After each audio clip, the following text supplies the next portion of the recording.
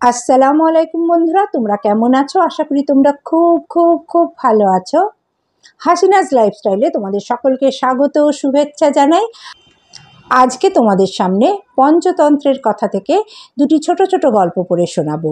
প্রথম গল্পের নাম চড়ুই বউ আর হাতি, দ্বিতীয় গল্পের নাম চড়ুই বউ আর বানর। তাহলে প্রথম গল্পটা শুরু করছি বন্ধুরা। গল্পের নাম চড়ুই বউ আর হাতি।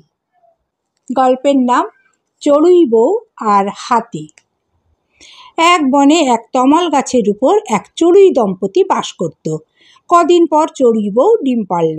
হঠাৎ একদিন এক হাতি প্রচণ্ড ক্লান্ত হয়ে ওই তমাল গাছের ছায়ায় আশ্রয় নিল। হাতিটি তখন প্রমত্ত অবস্থায় ছিল, সুতরাং অত্যধিক মত্ততায় হাতিটি ওই চড়ুই দম্পতির বাসা যে ডালে ছিল শুঁড় দিয়ে টেনে ডালটা ভেঙে ফেলল। ডাল ভেঙে যাওয়াতে ডিমগুলি মাটিতে পড়ে ভেঙে গেল, আর সৌভাগ্যবশত চড়ুই দম্পতি বেঁচে গেল। এবার ডিম ভেঙে যাওয়ায় চড়ুই বউ তো অত্যন্ত শোকাহত হয়ে পড়ল। কিছুতেই সুস্থ হয় না, খালি কেঁদেই যায়। তার এই কান্না শুনে তারই এক পরম সুহৃদয় বন্ধু কাঠঠোকরা এসে বলল, আর অযথা কেঁদো না বন্ধু। চড়ুই বউ বলল, তুমি যদি আমার সত্যিকারের সুহৃদয় বন্ধু হও তবে ওই শয়তান হাতির প্রতিশোধ নেবে, আর এমনভাবে নেবে যাতে আমার এই সম্মান হারানোর বেদনার উপশম হয়। কাঠঠোকরা তখন বলল, বন্ধু তুমি ঠিকই বলেছ, এবার আমার বুদ্ধি দেখো তুমি। আমার বিনারবা নামে এক মৌমাছি বন্ধু আছে, তাকে আমি ডেকে আনছি, তাকে দিয়েই আমি ওই হাতিকে শায়েস্তা করব। এ কথা বলে কাঠঠোকরা আর চড়ুই বউ উড়ে চলল মৌমাছির সঙ্গে দেখা করার জন্য।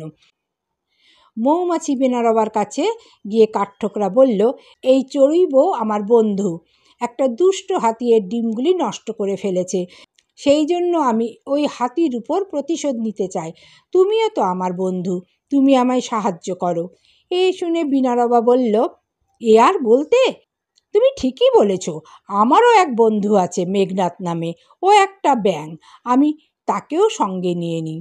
তখন তারা তিনজন একসঙ্গে মেঘনাদের সঙ্গে দেখা করতে গেল। মেঘনাদকে গিয়ে বলল সব কথা। মেঘনাদ সব শুনে বলল, আমার বুদ্ধিমতো যদি কাজ করো তবেই হবে। বিনারবা, তুমি দুপুরবেলায় এই হাতির কানের কাছে গিয়ে সুমধুর সুর তুলে শব্দ করতে থাকবে, যাতে সেই সুর শুনে হাতিটি তার চোখ বুজে থাকে। তখন কাঠঠোকরা, তুমি গিয়ে তোমার ঠোঁট দিয়ে হাতির চোখ ঠুকরে দেবে, তখন ওই হাতি অন্ধ হয়ে যাবে। অন্ধ হাতি তখন তৃষ্ণার্ত হয়ে জল খেতে চাইবে।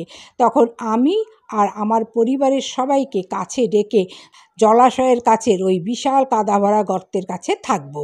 অন্ধ হাতি আমাদের ডাক শুনে ভাববে ওখানেই জলাশয় আছে, আর তখনই ওই কাদা ভরা বিশাল গর্তে পড়ে ওর ভবলীলা সাঙ্গ হবে। আর সবাই মিলে ব্যাঙের কথা মতোই কাজ করল। সেই মতো হাতিও ছুটে গেল ব্যাঙের আওয়াজ অনুসরণ করে, মুহূর্তে ওই কাদা ভরা বিশাল গর্তে পড়ে গেল। এবার হাতি তো আর সেই গর্ত থেকে উঠতে পারল না, উপরন্তু সে অন্ধ হয়ে গেছে। এভাবেই ছোট ছোট কতকগুলি প্রাণীর একতায় এবং বুদ্ধি বলে শায়েস্তা হলো হাতির মতো এক বিশাল শক্তিশালী প্রাণী। দ্বিতীয় গল্পের নাম চড়ুই বউ আর বানর। এক বনে একটি গাছের ডালে এক জোড়া চড়ুই পাখি বাসা বেঁধে বাস করত। একদিন প্রচণ্ড ঝড় বৃষ্টি হচ্ছিল। সেই বৃষ্টিতে ভিজতে ভিজতে একটা বানর এসে দাঁড়ালো ওই গাছের নিচে। চড়ুই বউ দেখলো বানরটা ঠান্ডায় কষ্ট পাচ্ছে, তাই দয়াবশত বলল, ও ভাই, এই বৃষ্টির মধ্যে কি করছো? তোমার কি বাসা নেই? যাও না, বাসায় ফিরে যাও, তবে আরাম পাবে। এই দেখো না, আমরা আমাদের বাসায় কতই না সুখে আছি। বানর এ কথা শুনে রেগে গিয়ে বলল, আমি বাড়িতে যাব কি না তা আমি বুঝবো, তোমাকে সেসব নিয়ে চিন্তা করতে হবে না। আবার কিছুক্ষণ পর চড়ুই দেখলো তখনও বানরটি ঠিক একইভাবে দাঁড়িয়ে আছে। তখন চড়ুই বউ আবারও না বলে পারল না, আহা, তোমার বুঝি বাসা নেই না? এখন বুঝতে পারছি, তুমি তো একটা বাসা বানিয়ে নিতে পারো, তো তোমার তো হাত পা আছে। এই কথা শুনে বানর আরও রেগে গেল। রেগে গিয়ে বানর বলল, আমি বাসা বানাবো কি না তা আমি বুঝবো, তোর যত বড় মুখ নয় তত বড় কথা, দাঁড়া, তোকে এক্ষুনি মজাটা দেখাচ্ছি। এই বলে বানরটি তত্তর করে গাছে উঠে চড়ুই দম্পতির বাসা টেনে ভেঙে ফেলল। চড়ুই দম্পতি সময় থাকতে উড়ে গেল, তাই ওই বানরের হাত থেকে বেঁচে গেল। বোকা বানরকে উপদেশ দিতে গিয়ে বেচারি চড়ুই দম্পতি তার সুন্দর বাসা হারালো। তাই এমন কাউকে উপদেশ দিতে নেই যে তার মর্ম বুঝে না।